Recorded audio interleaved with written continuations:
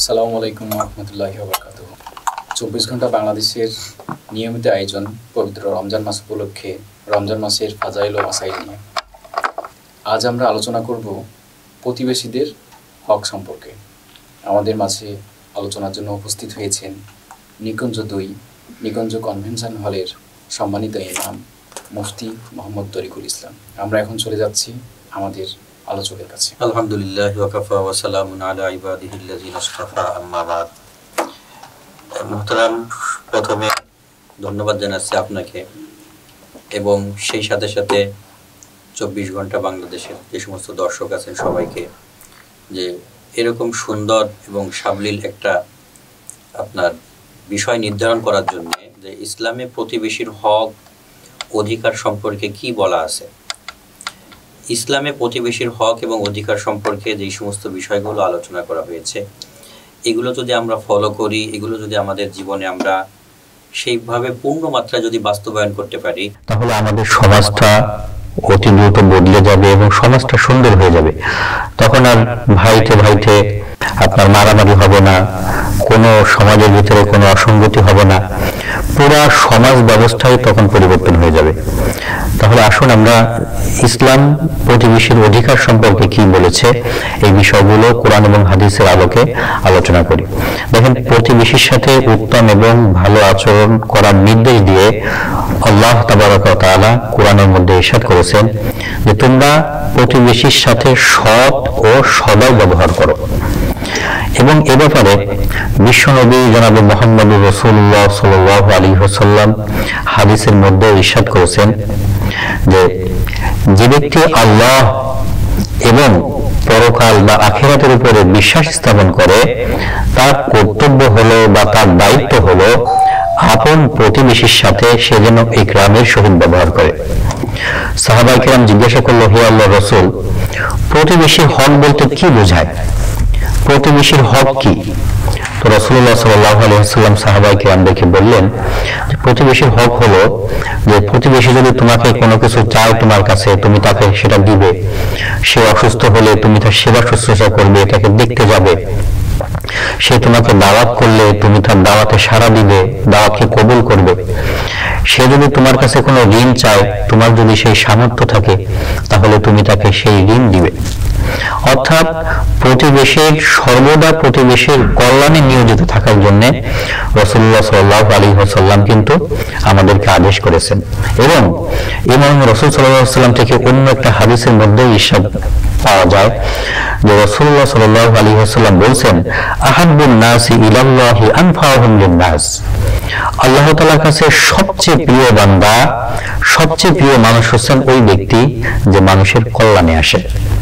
অর্থাৎ মানুষের কল্যাণ করা, মানুষের কল্যাণে নিয়োজিত থাকা, মানুষের কল্যাণে লেগে থাকা, এটাকে কিন্তু ইসলামে অধিক গুরুত্ব দেওয়া হয়েছে এবং এই বিষয়টাকে ইসলামে সবচেয়ে বেশি প্রাধান্য দেওয়া হয়েছে যে মানুষের কল্যাণে আসার জন্য।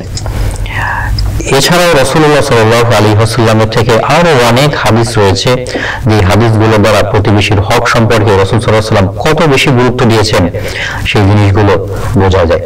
যেমন বুখারী ও মুসলিম শরীফের হাদিসের মধ্যে আসছে, হযরত আবু হুরায়রা রাদিয়াল্লাহু তাআলা আনহু থেকে বর্ণিত, যে রাসূল সাল্লাল্লাহু আলাইহি ওয়াসাল্লাম কসম করে বলছেন, সে মুমিন নয়, সে মুমিন নয়, সে মুমিন নয়, তিনবার বলছেন। সাহাবায়ে কেরাম আবেদন করলো, আরজ করলো, হে আল্লাহর রাসূল, কে মুমিন নয়? তো আল্লাহ রাসূল সাল্লাল্লাহু আলাইহি ওয়াসাল্লাম বলল, ওই ব্যক্তি মুমিন নয় যার অনিষ্ট থেকে তার প্রতিবেশী নিরাপদ নয়। দেখেন, রাসূল সাল্লাল্লাহু আলাইহি ওয়াসাল্লাম একটা কথা বললে সেই কথাটা 100% সত্য, এটার মধ্যে আমাদের কারোর কোনো সন্দেহ নেই।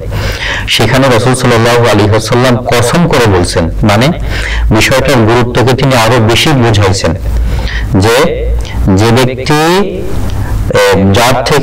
যার অনিষ্ট থেকে যার প্রতিবেশী নিরাপদ নয়, সে মুমিন নয়, কসম করে বলছেন রাসূল সাল্লাল্লাহু আলাইহি ওয়াসাল্লাম।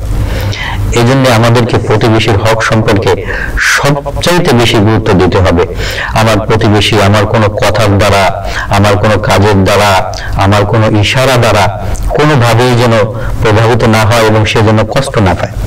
কথার দ্বারা আপনি কাউকে ছোট করে কথা বললেন, প্রতিবেশীকে ছোট করলেন, এটাও কিন্তু আপনার প্রতিবেশীর হক নষ্ট করার মধ্যে হবে। কাজের দ্বারা আপনি এমন কোনো কাজ করলেন যে কাজের দ্বারা আপনার প্রতিবেশীর কষ্ট হচ্ছে, আপনার প্রতিবেশী সেটা মানে সমস্যার সম্মুখীন হচ্ছে, এরকমও যদি হয়, এটাও কিন্তু আপনার প্রতিবেশীকে কষ্ট দেওয়া হয়ে যাবে। আমরা অনেক সময় দেখি যে আমরা প্রতিবেশীর চলাচল রাস্তাকে বন্ধ করে দেই, তারপরে প্রতিবেশীর এরকম মানে দুর্ব্যবহার করি। এটার ব্যাপারেও কিন্তু রাসূল সাল্লাল্লাহু আলাইহি ওয়াসাল্লাম কঠোরভাবে আপনার নিষেধ করা হয়েছে যে প্রতিবেশীর চলাচল রাস্তা বন্ধ করে দেওয়া, চলাচলের জন্য প্রতিবন্ধকতা সৃষ্টি করা। হ্যাঁ, এই ধরনের আরো যে সমস্ত সমস্যাগুলোর দ্বারা আমার প্রতিবেশী কষ্ট পাবে, এই বিষয়গুলো রাসূল সাল্লাল্লাহু আলাইহি ওয়াসাল্লাম অত্যন্ত কঠোরভাবে নিষেধ করেছেন। এবং প্রতিবেশীর হক সম্পর্কে রাসূল সাল্লাল্লাহু আলাইহি ওয়াসাল্লাম বলছেন যে মা যালা জিবরিল ইউসিনি বিল জারি হাত্তা জানানতু আন্নাহু সাউওয়ারিসুহু। রাসূল সাল্লাল্লাহু আলাইহি ওয়াসাল্লাম বলছেন যে জিবরাইল আলাইহিস সালাম সর্বদা আমাকে প্রতিবেশীর সম্পর্কে ভালো ব্যবহারের জন্য মানে এমন নসিহত করেছেন, আমি তো আশঙ্কা করছি যে প্রতিবেশীকে আমার ওয়ারেস বানিয়ে দেয়, প্রতিবেশীকে আমার ওয়ারেস বানিয়ে দেয় কিনা। তো দেখেন জিবরাইল আলাইহিস সালাম সর্বদা রাসূল সাল্লাল্লাহু আলাইহি ওয়াসাল্লামকে প্রতিবেশীর সাথে সৎ ব্যবহার করা, সুন্দর ব্যবহার করা, এই আদেশগুলো রাসূল সাল্লাল্লাহু আলাইহি ওয়াসাল্লাম কে সবসময়ের জন্য জিবরাইল আলাইহিস সালাম করছেন। এবং এই রাসূল সাল্লাল্লাহু আলাইহি ওয়াসাল্লাম প্রতিবেশীর সাথে সুন্দর আচরণের মাধ্যমেই কিন্তু ইসলাম চমকিয়ে গেছে। এবং আমরা যদি আমাদের প্রতিবেশী যারা রয়েছে তাদের হক গুলো যদি আমরা লক্ষ্য করি, তাদের হক গুলো যদি আমরা সেইভাবে মেনটেন করে চলতে পারি, তাহলে কিন্তু সমাজের ভিতরে কোনো অসঙ্গতি থাকবে না। এবং আমাদের সমাজগুলো ইনশাআল্লাহ আল্লাহ তাআলা যদি চাহেন তাহলে কিন্তু আমাদের সমাজ ব্যবস্থাগুলো কি হয়ে যাবে, ভালো হয়ে যাবে। দেখেন এই সম্পর্কে আরো রাসূল সাল্লাল্লাহু আলাইহি ওয়াসাল্লাম থেকে আরো অনেক হাদিসের মধ্যে বর্ণিত হয়েছে। একটা হাদিসের মধ্যে আসছে ওই ব্যক্তি পূর্ণ মুমিন হতে পারবে না যে নিজে পেট পূর্ণ করে খায় অথচ তার প্রতিবেশী ক্ষুধার্ত থাকে। সুপ্রিয় দর্শক, আমরা অনেক সময় আমাদের বাড়ি ঘর অনুষ্ঠান, বিবাহ শাদী অনুষ্ঠান, অন্যান্য অনুষ্ঠানের ভিতরে প্রচুর পরিমাণ খাবার আমরা অপচয় করি, অথচ আমাদের এই অনুষ্ঠানের পাশেই আমার অনেক প্রতিবেশী থাকে যারা ক্ষুধার্ত থাকে, যাদের সেভাবে খাবার হয় না। আমি পেট ভরে খেলাম, আমার প্রতিবেশী ক্ষুধার্ত থাকলো, রাসূলুল্লাহ সাল্লাল্লাহু আলাইহি ওয়াসাল্লাম বলছেন এটা হলে সে কখনোই প্রকৃত মুমিন হতে পারবে না। এই জন্য রাসূল সাল্লাল্লাহু আলাইহি ওয়াসাল্লাম হযরত আবু যর রাদিয়াল্লাহু তাআলা আনহুকে বলছেন, হে আবু যর, যখন তুমি ঝোল মানে তরকারি রান্না করবে তখন সেই তরকারির মধ্যে তুমি ঝোলকে বাড়িয়ে দাও এবং এই ঝোল তোমার প্রতিবেশীর কাছে পাঠাও। এবং এই যে প্রতিবেশীর কাছে তোমার ঝোল পাঠাবা, এটাকে তুমি তুচ্ছ মনে করো না, এটাকে তুমি ছোট মনে করো না। এ ব্যাপারেও রাসূল সাল্লাল্লাহু আলাইহি ওয়াসাল্লাম বলছেন। এবং প্রতিবেশী যার কাছে এই হাদিয়াকে পাঠানো হবে, ঝোলকে পাঠানো হবে, সেজন্য এটাকে ছোট মনে না করে। এ ব্যাপারেও রাসূল সাল্লাল্লাহু আলাইহি ওয়াসাল্লাম হাদিসের মধ্যে ইরশাদ করেছেন যে কেউ যদি কাউকে হাদিয়া পাঠায়, সেটা যদি মূল্যবান না হয়, ছোট হয়, যেটাই হোক না কেন, সেটাকে যেন সে কখনোই তুচ্ছ মনে না করে যে আমাকে এরকম ছোট একটা জিনিস দিল। এরকম হাদিয়াকে কখনোই ছোট মনে করতেও রাসূল সাল্লাল্লাহু আলাইহি ওয়াসাল্লাম উম্মতদেরকে নিষেধ করেছেন। যাই দিবে মনে করতে হবে এই হাদিয়া দেওয়া এটা হচ্ছে সুন্নাত, রাসূল সাল্লাল্লাহু আলাইহি ওয়াসাল্লামের একটা পদ্ধতি, সেইভাবে নিয়ে নেবে। এই জন্য বলছে রাসূল সাল্লাল্লাহু আলাইহি ওয়াসাল্লাম বলছেন যে আয়েশা রাদিয়াল্লাহু তাআলা আনহাকে যে যখন তুমি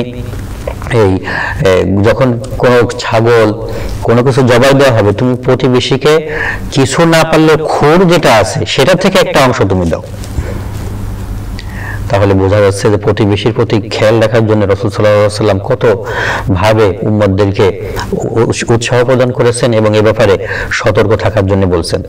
দেখেন রাসূল সাল্লাল্লাহু আলাইহি ওয়াসাল্লাম সম্পর্কে রাসূল সাল্লাল্লাহু আলাইহি ওয়াসাল্লাম এর কাছে এক সাহাবী এসে বলল যে হে আল্লাহর রাসূল, অমুক মহিলা, তার সম্পর্কে এই কথা বর্ণিত হয়েছে যে সে খুব নামাজ পড়ে, খুব রোজা রাখে, ইবাদত বন্দেগী করে, দান সদকা করে, অন্যান্য সব আমলগুলো সে পূর্ণ মাত্রায় করে, কিন্তু সে প্রতিবেশী তার জবান থেকে প্রতিবেশীদেরকে সে কষ্ট দেয়, অর্থাৎ প্রতিবেশীদেরকে গালমন্দ করে, গালাগালি করে, তাদের সমালোচনা করে, তাদের গীবত করে। তো রাসূল সাল্লাল্লাহু আলাইহি ওয়াসাল্লাম বললেন ওই মহিলা জাহান্নামী। দেখেন কত বড় কথা, মহিলা নামাজ ঠিক মতন পড়তেছে, রোজা রাখতেছে, অন্যান্য ইবাদত করতেছে, দান সদকা করতেছে, কিন্তু সে প্রতিবেশীকে কষ্ট দিতেছে।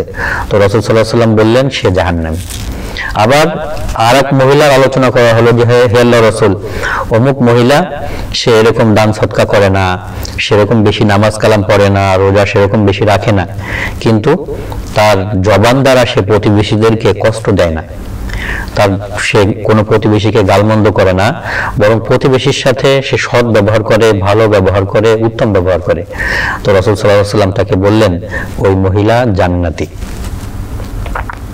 সুপ্রিয় দর্শক, তাহলে বোঝা গেল যে রাসূল সাল্লাল্লাহু আলাইহি ওয়াসাল্লাম প্রতিবেশীদের হক সম্পর্কে সবচাইতে বেশি গুরুত্ব দিয়েছেন, এবং ইসলামের মধ্যেও প্রতিবেশীর হক সম্পর্কে সবচেয়ে বেশি গুরুত্ব দেওয়া হয়েছে এবং সবচেয়ে বেশি প্রাধান্য কিন্তু প্রতিবেশীর হক সম্পর্কে দেওয়া হয়েছে।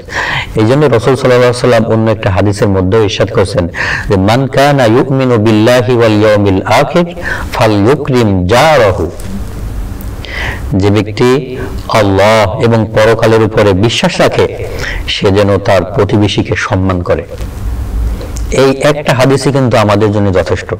আমরা যদি প্রতিবেশীর হক সম্পর্কে যদি খেয়াল করি তাহলে কিন্তু আমাদের সমাজগুলো সুন্দর হয়ে যাবে। ভাইতে ভাইতে খুন খারাপি হবে না, মারামারি হবে না, আপনার কটু কথা হবে না, ঝগড়া হবে না, কোনো কিছুই হবে না।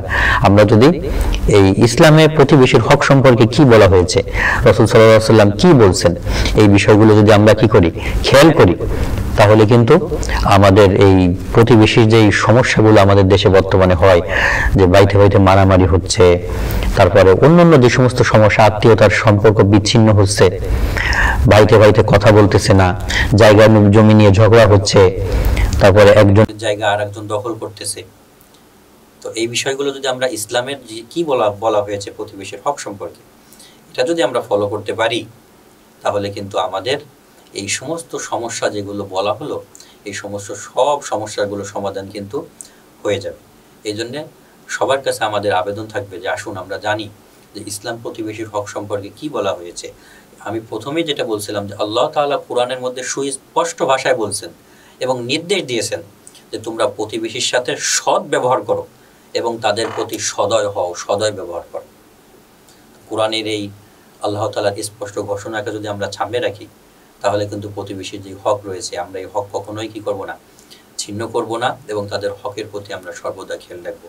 আল্লাহ তাআলা যেন আমাদের মুসলিম উম্মাকে সর্বদা প্রতিবেশী যে সমস্ত হকগুলো রয়েছে, যে সমস্ত অধিকারগুলো রয়েছে, এই সমস্ত অধিকারগুলো পালন করার এবং সেই অনুযায়ী আমাদের জীবন ব্যবস্থা, আমাদের সমাজ ব্যবস্থাকে গড়ে তোলার তৌফিক আল্লাহ তাআলা যেন আমাদেরকে দান করেন। ধন্যবাদ হুজুর এত সুন্দর আলোচনা করার জন্য প্রতিবেশীদের বিভিন্ন হক নিয়ে। এখন আপনার কাছে আমরা হচ্ছে যে কয়েকটা হচ্ছে যে প্রশ্নতে চলে যাই। আমাদের কয়েকজন বোন এবং হচ্ছে মায়েরা প্রশ্ন করছেন যে আমি আমার প্রতিবেশীর সঙ্গে সুন্দর ব্যবহার এবং সম্পর্ক করতে চাই, কিন্তু আমার প্রতিবেশীর কাছ থেকে তেমন আচরণ পাই না, তো সেই ক্ষেত্রে ইসলামের করণীয়টা কি? হ্যাঁ, সুন্দর প্রশ্ন। যেহেতু এই সমস্যার আমরা অধিকাংশই সম্মুখীন হই যে আমি একজনের সাথে ভালো ব্যবহার করতে চাই কিন্তু আমার প্রতিবেশীর সাথে সেভাবে রেসপন্স পাই না, বা সে সেভাবে আমার সাথে মানে সুন্দর আচরণ, সুন্দর ব্যবহার সেটা করে না। এক্ষেত্রে আমি কি করতে পারি? দেখেন, এই ব্যাপারে আমার জন্য রাসূল সাল্লাল্লাহু আলাইহি ওয়াসাল্লামের দিক নির্দেশনা রয়েছে। সেটা হলো রাসূলুল্লাহ সাল্লাল্লাহু আলাইহি ওয়াসাল্লাম হাদিসের মধ্যে ইরশাদ করেছেন, সিলমান কাতাআকা ওয়াফু আম্মান যালামাকা, যে তোমার সাথে সম্পর্ক ছিন্ন করলো তুমি তার সাথে সম্পর্ক জোড়া লাগাও, এবং যে তোমার প্রতি জুলুম করলো তুমি তাকে মাফ করে দাও। তো এই যে রাসূল সাল্লাল্লাহু আলাইহি ওয়াসাল্লামের এই হাদিসটা যদি আমরা লক্ষ্য করি এবং এটা যদি আমরা বুঝতে পারি তাহলে কিন্তু আমি যার সাথে ভালো ব্যবহার করতে চাচ্ছি সে যদি আমার সাথে খারাপ ব্যবহারও করে এটাতে কিন্তু আমার কোনো অসুবিধা হচ্ছে না, অসুবিধা নেই। বরং রাসূল সাল্লাল্লাহু আলাইহি ওয়াসাল্লামের আমাদেরকে যে আদেশ করছে যে সিলমান কথা, যে তোমার সাথে সম্পর্ক ছিন্ন করলো তুমি তার সাথে সম্পর্ক জোড়া লাগাও। তো এই হিসাবে আমার যে দায়িত্ব আমি যদি সেটা পালন করি তাহলে কিন্তু আমি এই জন্যে ডবল সওয়াব পাবো। আমি বলতে পারি যে একটা হচ্ছে সম্পর্ক রক্ষা করার সওয়াব, আর একটা হচ্ছে সম্পর্ক মানে আমি সে চাচ্ছে না কিন্তু আমি বারবার তাকে উৎসাহ প্রদান করতেছি, এর জন্য ডবল সওয়াব সেটা কিন্তু আমি পাবো। এবং আমার প্রতি যদি কেউ জুলুম করে রাসূল সাল্লাল্লাহু আলাইহি ওয়াসাল্লাম বলছেন যে তুমি তাকে মাফ করে দাও। দেখেন, ক্ষমা করে দেওয়া এটা রাসূল সাল্লাল্লাহু আলাইহি ওয়াসাল্লামের সবচেয়ে বড় একটা গুণ ছিল এবং চরিত্র ছিল, যেটা আমরা সবাই জানি। কেউ কোনো অন্যায় করে রাসূল সাল্লাল্লাহু আলাইহি ওয়াসাল্লামের কাছে আসলে রাসূল সাল্লাল্লাহু আলাইহি ওয়াসাল্লাম তাকে মাফ করে দিয়েছেন, ক্ষমা করে দিয়েছেন।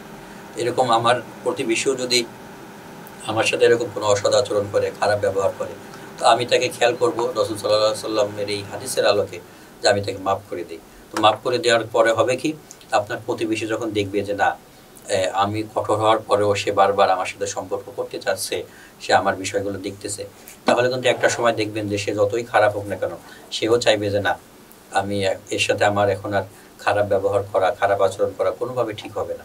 তো কোনো একটা সময় দেখবেন যে সে ফিরে আসবে। এই জন্য তখন আমার আপনার কাজ হবে যে সে সম্পর্ক মানে যেভাবেই রাখুক না কেন, আমরা চেষ্টা করব সর্বদার জন্যে সম্পর্ককে স্বাভাবিক রাখার জন্যে, এবং এ ব্যাপারে তার জন্যে যে আমার সাথে এরকম দুশ্মনী করতেছে, সম্পর্ক ছিন্ন করতেছে, তার ব্যাপারে আল্লাহ তাআলার কাছে দোয়াও করব যে আল্লাহ তুমি তাকে এরকমভাবে ফিরিয়ে দাও, বা তার জন্য কল্যাণের দোয়া করব, যেটা আমরা বলি কল্যাণের দোয়া তার জন্য আমরা করতে থাকবো। আর বাদ বাকি তারপরেও যদি সে স্বাভাবিক না হয়, যদি সে ফিরে না আসে, তাহলে এক্ষেত্রে আমি অপরগ এবং এর জন্য আমি সওয়াব পেয়ে যাব, আমার কোনো অসুবিধা হবে না। ধন্যবাদ হুজুর আপনাকে এত সুন্দর প্রশ্নের উত্তর দেওয়ার জন্য। আমাদের কাছে আরেকজন ভাই প্রশ্ন করছেন, বিভিন্ন অনুষ্ঠানে আমি আমার প্রতিবেশীকে দাওয়াত দিই, কিন্তু তিনি আমার দাওয়াত গ্রহণ করেন না, এই ব্যাপারে আমার করণীয়টা কি? ধন্যবাদ। এই প্রশ্নটা আসলে আমাদের প্রায়ই হয়, আমরা অনেকেই এই প্রশ্নটার সম্মুখীন হই যে কাউকে দাওয়াত দেওয়া। দেখেন, মুসলমানের প্রতি মুসলমানের যে সমস্ত হক রয়েছে, যেটা রাসূল সাল্লাল্লাহু আলাইহি ওয়াসাল্লাম বলেছেন, তার মধ্যে থেকে একটা হক হলো এটা যে যখন সে আপনাকে দাওয়াত দিবে, মুসলমানের হকই হচ্ছে এটা, তার দাওয়াতকে কবুল করা। হ্যাঁ, সেক্ষেত্রে যদি আপনি কোনো ব্যস্ততা থাকেন অথবা কোনো জরুরত থাকে, আপনার কোনো মানে সমস্যা থাকে, সেক্ষেত্রে আপনি সেটাকে তাকে বুঝিয়ে বলতে পারবেন, কিন্তু দাওয়াত কবুল করা এটা মুসলমানের প্রতি মুসলমানের একটা হক। আমাদেরকে দাওয়াত দিলে যদি আমরা দাওয়াত কবুল না করি, তাহলে কিন্তু মুসলমানের হক যেটা আছে, যেটা ইসলামে মুসলমানের হকের প্রতি সর্বদা সচেষ্ট থাকার জন্য বলা হয়েছে, যেটা বলছেন, এই হক কিন্তু আমরা নষ্ট হবে। তো দেখেন, এই নষ্ট হবে বলতে আমাকে দাওয়াত দিয়েছে সেখানে আমাকে যেতেই হবে, বিষয়টা কিন্তু এরকম না। আমি যদি তার দাওয়াতকে কবুল করি এবং তাকে সুন্দরভাবে বুঝিয়ে বলি যে আমি এরকম এই প্রয়োজনীয়তার কারণে বা এই কারণে আমি আসতে পারিনি, দাওয়াত কবুল করলাম কিন্তু আমি যেতে পারলাম না, সেটা হলো ভিন্ন কথা। কিন্তু একদম দাওয়াতই কবুল না করা, তাকে তুচ্ছ করা, এটা কিন্তু ইসলামে একদমই উচিত নয়। বরং এটা থেকে আমাদের বিরত থাকার এবং বেঁচে থাকার একান্তই জরুরি এবং কর্তব্য। দাওয়াত দিলে উচিত হচ্ছে দাওয়াতকে কবুল করা। হ্যাঁ, পরে আমি যেতে পারলাম বা না পারলাম, সেটা হলো ভিন্ন বিষয়। এই জন্য মুসলমান যখনই আমাকে দাওয়াত দিবে, যখনই আমাকে ডাকবে, আমার কর্তব্য হলো তার ডাকে এবং তার দাওয়াতে আমাকে সাড়া দেওয়া। ধন্যবাদ হুজুর। আমাদের কাছে আরেকটি প্রশ্ন আসছে যে আমার প্রতিবেশী আমার বিভিন্ন উন্নতির কারণে তিনি সহ্য করতে পারেন না, কিংবা অনেক অংশ হচ্ছে যে চলে। তো আমি দেখছি যে আমার সম্পর্কে উনি বিভিন্ন জায়গায় কুৎসা রটায়। তো সেই ক্ষেত্রে আমার করণীয়টা কি, যে আমি কি করব, তার সম্পর্কে আমি কি করতে পারি?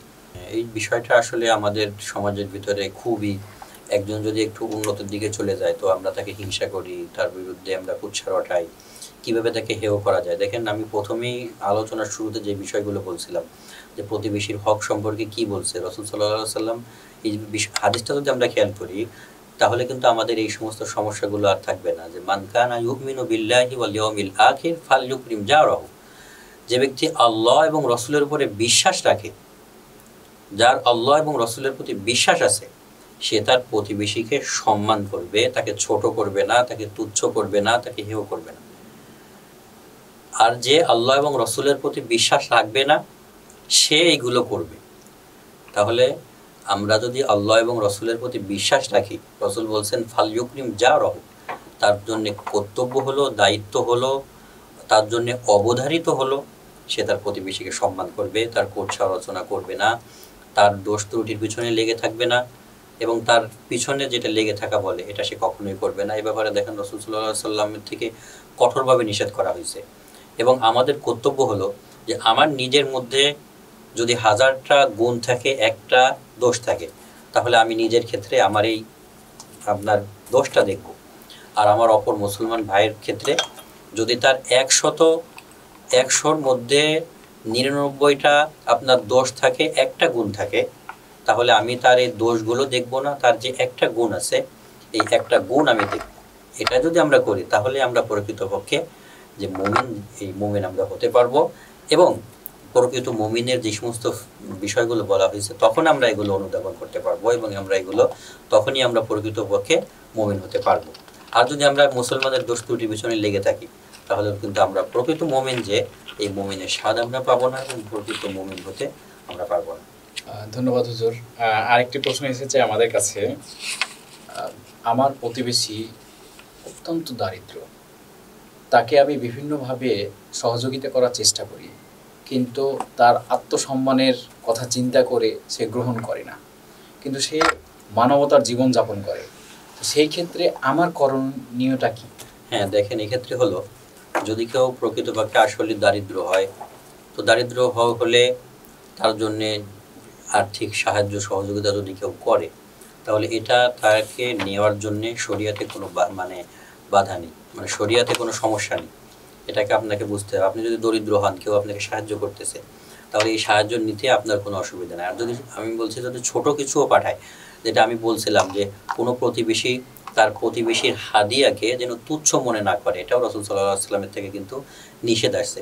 বলছে যদিও তা ছাগলের খুরের একটা টুকরা হোক, এটাও যদি কোনো প্রতিবেশী যদি কাউকে পাঠায়, তাহলেও সেটাকে সে তুচ্ছ মনে করবে না। হাদিয়াকে তুচ্ছ মনে করতে রাসূল সাল্লাল্লাহু আলাইহি ওয়াসাল্লাম কিন্তু কঠোরভাবে নিষেধ করেছেন। তো এই ক্ষেত্রে আমি যেটা বলবো যে আপনি যদি দরিদ্র হয়ে থাকেন, এরকম যদি সচ্ছল না থাকে, কেউ যদি আপনাকে সহযোগিতা করে, তাহলে এটা নিতে আপনার কোনো অসুবিধা নেই, সমস্যা নেই। আপনি শরিয়াতে যেহেতু আপনাকে জায়েজ বলছে, মানে শরিয়াতে যেহেতু আপনাকে অনুমোদন করেছে, তো আপনার এটা গ্রহণ করতেও কিন্তু কোনো অসুবিধা নেই এবং এটাতে আপনার আত্মমর্যাদারও মানে কিছু নেই বলে আমি মনে করি। ইতিমধ্যে আমাদের কাছে আরেকটি প্রশ্ন আসছে যে আমার পরিবারে একজন অসুস্থ এবং এই অসুস্থের মাধ্যমে আমার প্রতিবেশীরা বিভিন্নভাবে কষ্ট পেয়ে থাকে, বিভিন্ন কথার মাধ্যমে, শারীরিক আঘাতের মাধ্যমে। তো আমি চেষ্টা করি আমার সেই পরিবারের সদস্যকে নিয়ন্ত্রণ করার, কিন্তু পারি না। অনেক সময় এই জন্য আমার প্রতিবেশীরাও বিরক্ত হয়ে যান এবং আমাদেরকে গালমন্দ যে করে বসে। তো সেই ক্ষেত্রে আমি কি করব? আমি তো নিরুপায়। হ্যাঁ, এক্ষেত্রে দেখেন, প্রত্যেককেই তার অধীনস্থর ব্যাপারে জিজ্ঞাসা করা হবে। এই মর্মে রাসূল সাল্লাল্লাহু আলাইহি ওয়াসাল্লাম কিন্তু হাদিসের মধ্যে ইরশাদ করেছেন যে আমার অধীনে যে সমস্ত মানুষগুলো আছে, যার উপরে আমার মানে কথা যাদের উপরে কার্যকর হয়, যেমন আপনি একটা অফিসে জব করতেছেন, আপনার অধীনস্থ অনেক মানুষ আছে, আপনার একটা পরিবার আছে, পরিবারে আপনার অধীনস্থ অনেক মানুষ আছে। এই মানুষগুলোর কিন্তু মানে ব্যাপারে আপনাকে জিজ্ঞাসাবাদ করা হবে।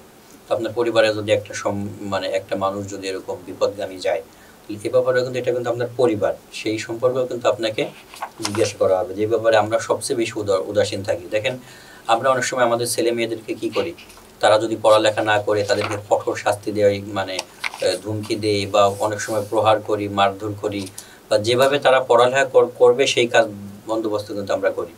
কিন্তু আমার পরিবারের একটা সদস্য বালেগ হওয়ার পরে যদি সে নামাজ না পড়ে, রোজা না রাখে, বা অন্যান্য শরিয়াতের বিধানগুলো যদি সে পালন না করে, সেক্ষেত্রে কিন্তু আমরা ওইভাবে মানে প্রকৃতপক্ষে তাদেরকে কিন্তু আমরা এই জোর করি না। কিন্তু আমরা অন্যান্য বিষয়ের প্রতি যেগুলো জোর করি, শরিয়াতের ক্ষেত্রে কিন্তু আমরা তাদেরকে ওরকম জোর করি না। এটার ব্যাপারে কিন্তু মানে রাসূল সাল্লাল্লাহু আলাইহি ওয়াসাল্লাম কঠোরভাবে নিষেধ করেছেন যে তোমাদের অধীনস্থদের ব্যাপারে তোমাদেরকে অবশ্যই জিজ্ঞাসা করা হবে। হ্যাঁ, আমি আমার দায়িত্ব পালন করার পরেও যদি কোনো আমার অধীনস্থ কোনো ব্যক্তি যদি সে বিপদগামী হয়, তাহলে এর জন্যে সে দায়ী থাকবে। আমি যদি আমার জিম্মাদারি দায়িত্ব পালন করি, তাহলে আমি আল্লাহ তাআলার কাছে তার জন্যে জবাবদিহি আমাকে করতে হবে না এবং আল্লাহ তাআলার কাছে আমি এর মানে প্রশ্নের সম্মুখীন হব না, যদি আমি আমার দায়িত্ব পালন করি।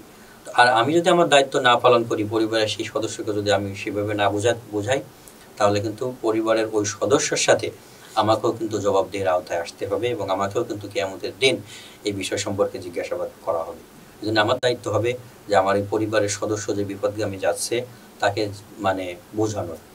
এই বোঝানোর পরে যদি সে ফিরে না আসে, আমি দায়িত্ব থেকে মুক্ত। ধন্যবাদ হুজুর এত সুন্দর আলোচনা করার জন্য। সুপ্রিয় দর্শক, আপনারা শুনলেন এবং আমাদের বিভিন্ন প্রতিবেশীদের বিভিন্ন হক এবং তাদের আচরণ নিয়ে আমরা এবং যে আপনারা চেষ্টা করবেন প্রতিবেশীদের সঙ্গে এমন ভালো আচরণ করার জন্য। তো আজকে সবাইকে শুভেচ্ছা জানিয়ে আমাদের অনুষ্ঠান এখানে শেষ করছি। আলহামদুলিল্লাহ। আসসালামু আলাইকুম ওয়া রাহমাতুল্লাহ।